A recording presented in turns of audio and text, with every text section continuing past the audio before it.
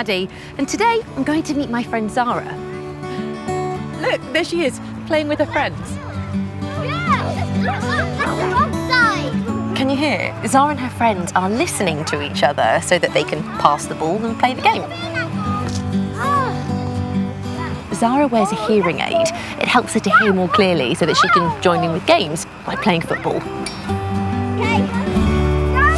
Zara, your hearing aids are so clever. What do you like most about them? I like about them that they help you to hear. So without them, can you hear anything? No, sometimes I can, sometimes I can't. So they help you to hear better? Yeah. Bye! The hearing aids are really small and they fit inside a person's ear. And they're important as they help the person who wears them. Go! But do you know how a hearing aid works? Let's find out. How does it work? Hearing aid. And to find out how a hearing aid works, I've come to a children's hospital. This is a special department in the hospital called the audiology department. And the people who work here are called audiologists. Audio is just another word for sound. And we measure sounds using frequency. But to show you how different frequencies sound, I've got my whistle. That's a high-pitched noise, so we say that it has a high frequency. And some people find it difficult to hear those sounds. But then for something like thunder, thunder is a low-pitched sound, and that has a low frequency. Some people find it difficult to hear those sounds. Caroline is an audiologist here at the hospital. She tests people's hearing and helps them by fitting hearing aids if they need them. Hi, Caroline. To show you what happens when we have a hearing test, Caroline is going to test my hearing. Okay. Yeah. Here goes. Caroline is playing sounds through the headphones using her computer. Each time I hear a sound, I put a figure into the boat. Caroline plays both high and low frequencies to find out how well I can hear.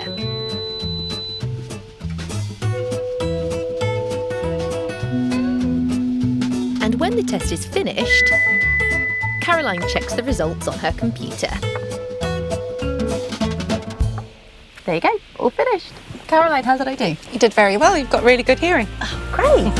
For people that do need help with their hearing, Caroline uses the information from the test to program their hearing aid. But how do hearing aids work? I think we need to take a closer look. When a noise is made, a small microphone on top of the hearing aid picks up the sound. A wire carries the sound to a tiny part called the processor, which is programmed to understand different frequencies of sound. The sounds are sent by another wire to an amplifier, which makes the sounds louder. Then it passes into a tube into the earpiece, which is like a tiny loudspeaker. The amplified sounds move down the ear canal to a piece of skin called the eardrum, which vibrates and sends signals into the cochlea. Inside the cochlea, hairs pick up different frequencies of sounds and send a signal through a nerve up to the brain, which helps us turn all the vibrations into sounds that we understand. Isn't the way a hearing aid works really clever? And look, I've got a hearing aid right here, but all the parts are so small, it's quite tricky to see, so I think we should use one of my special cameras.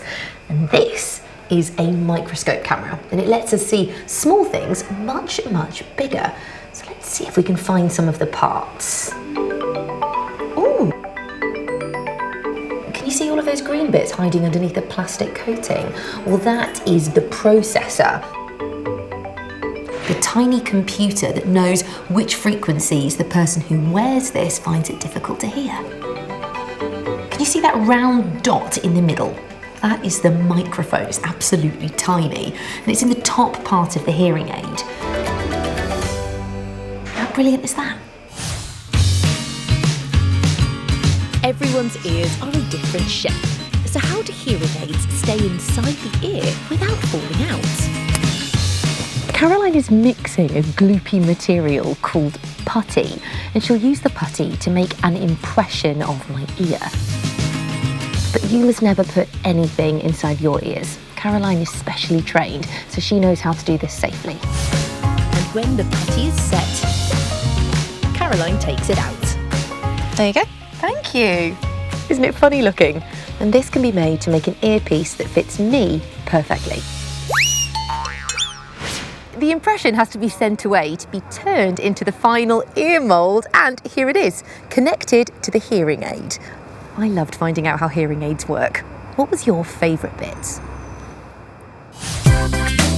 Do you remember the name of the green unit inside the hearing aid? That's right, it's the processor. Did you hear the sounds that Caroline played into the headphones during the hearing test? And did you see the funny shape of the blue mould when it came out of my ear?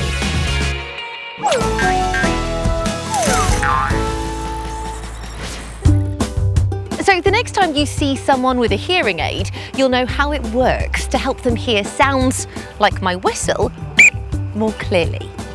Whistles are really useful. They're great for attracting attention when you're playing sport, or perhaps if you need some help. I love the little ball that rattles around inside. But how does the ball get in the whistle, and how does it help to make the sound? Do you know how a whistle's made? Let's find out. How is it made? Whistle. To find out how whistles are made, I've come to a whistle factory. These great big coils are made of a material called brass, which is a mixture of two metals, copper and zinc. And the brass coils are going to be made into lots and lots of whistles. The first job is done by the power press. It cuts and bends the flat copper into the right shapes. Can you see the press coming down into the metal?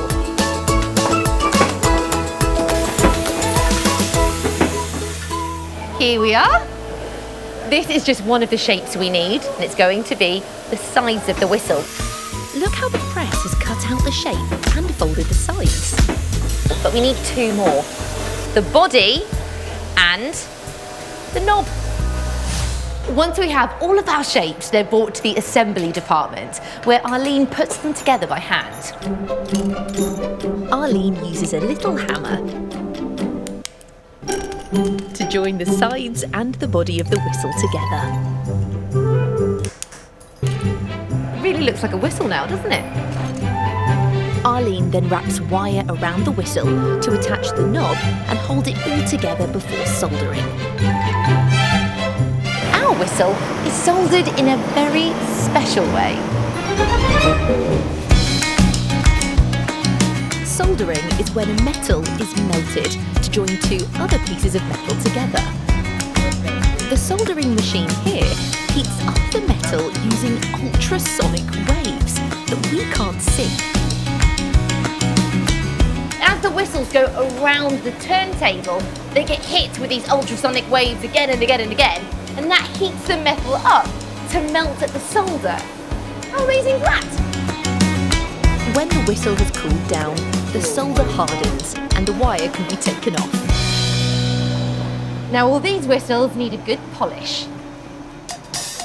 Things are about to get very noisy.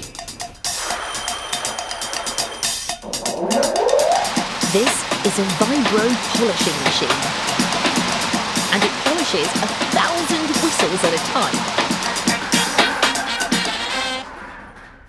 Well, that was exciting, but it all happened so quickly. I think we should see it again with one of my special cameras. This is my special slow motion camera. It means that we can film something that happens really quickly, but when we watch it back, it will look much slower. I'm all set up, ready to go. Take it away, Jake. Can you see the green cones in the machine? They are hard bits of polish that rub against the brass whistles, making them shiny as they jiggle around. It's like they're having a dance. Look how sparkly they are. These look great, don't they? But they still need a special coating to protect them from scratches and bumps. So they're going for a dip.